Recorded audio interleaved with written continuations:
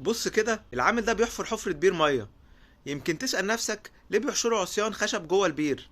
الحقيقة دي طريقة حفر ماهرة جدا. هما بيستخدموا أسلوب حفر أفقي، مش بس بيكبر مساحة تجمع المية، لأ كمان بيسهل عليهم يوصلوا لمصدر المية الجوفية.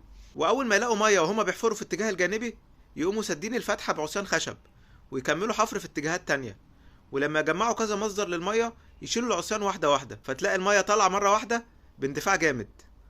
وساعتها البير بيبقى عالي الإنتاج. والحكاية دي بتحصل لأن مناطق كتير في فيتنام أراضيها بركانية، والمياه الجوفية بتمشي جوه شقوق وكهوف في الصخر.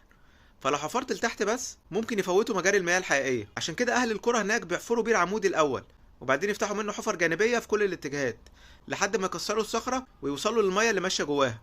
وطريقة الحفر دي هي اللي ماشية مع طبيعة الأرض عندهم. مش بس أوفر، لا دي كمان بتوريك قد إيه عندهم حكمة وخبرة في التعامل مع الطبيعة. وأخيرا لو عجبك الفيديو اضغط لايك وشير، وتابعني وانتظر المزيد. شكرا.